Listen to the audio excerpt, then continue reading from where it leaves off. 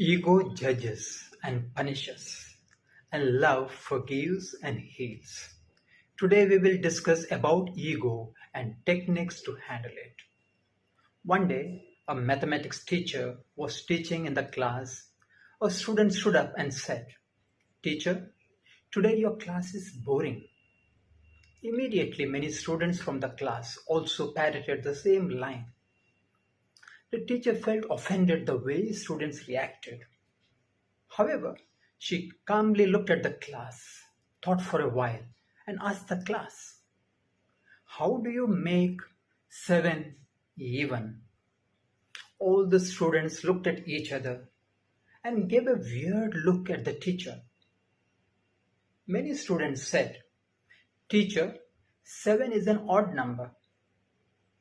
Another section of students said, "Teacher, it's an incorrect question." The bright students felt that the teacher was asking them an irrelevant question. At the end, a backbencher who hardly used to participate in the class asked the teacher whether he could give a try. The entire class laughed at him because they knew he was a dull student. However, the teacher hushed the class and warmly encouraged the backbencher to go ahead.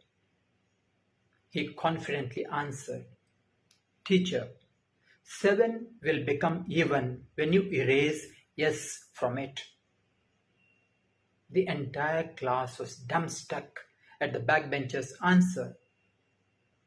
The teacher looked at the class and said, "Dear students, sometimes even the brightest minds fail to solve simple problems of life. All problems cannot be solved through set formulae, but rather being simple and resilient. Don't be egoistic about your ability and never underestimate anyone." Everyone has an ego. We are all born with it. The ego is the self-generated identity consisting of every belief we believe about who and what we are. It is the identity created and reinforced by the story we tell ourselves. A person with high ego is more susceptible to attacks by negative energies and holds one back from becoming resilient. Starting from fights in the family to war between countries is all due to ego issues. The latest example is the war between Ukraine and Russia and the Cold War between USA and China. Ego affects your decision making and your mood. It turns you into a victim or makes you feel superior to others. Your ego wants you to fight. It stops you from enjoying your life and accepting things as they are. Many fight their cases in court and are not ready to settle their dispute through dialogue until they realize that they have lost their valuable assets and incurred huge financial losses. When people allow their ego to influence their judgment, they are likely to make decisions that hurt themselves, their teams, and their organizations. How to identify ego problems? There are two primary ways in which ego manifests itself. The first one is false pride, and the second one, fear or self-doubt. Not all with ego problems manifest all the attitudes, as it differs from person to person. The German-born spiritual teacher and author Eckhart Tolle says, "The most common ego identifications have to do with possessions, the work you do, the social status and recognition, education, physical appearance, and so on." How to know if you have an ego problem? Have you ever got into an argument where you won't stop until you say the last words? Do you get angry or feel hurt when things don't go your way?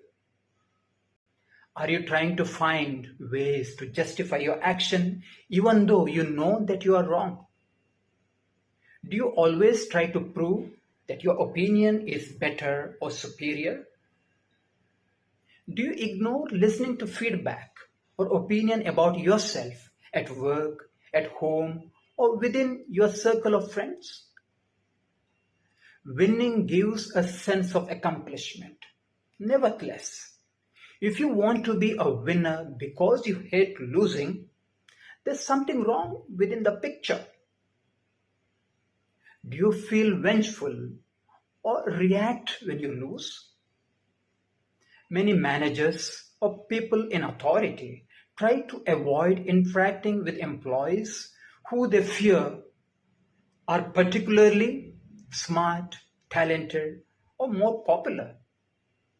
One fine day, you notice your colleague or your neighbor with a new handset, and you become restless as your handset is much lower in quality.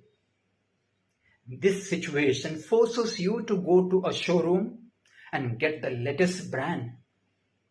All these instances and signs indicate that you have ego problem. How to take control of your ego?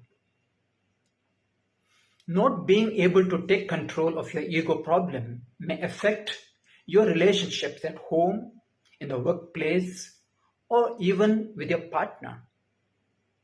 According to Sigmund Freud, the founder of psychoanalysis, ego is not master in its own house. So, the earlier you get rid of your ego, the better you turn out yourself. Here are a few techniques to overcome one's ego. Practice giving credit to others. It will break your habit of taking credit for everything. Choose mentors who you can trust and who can tell you the truth even when it hurts. Make a commitment to listen to their opinions with an open mind. Ask employees or teams to teach you different tasks.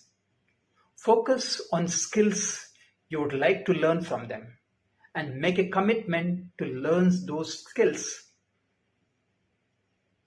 One of the best ways to recalibrate an overactive ego is through humility. Work is not all about you. It is about the people who you serve and what they need. A motivating work environment that engages employees or teams gives you a better outcome.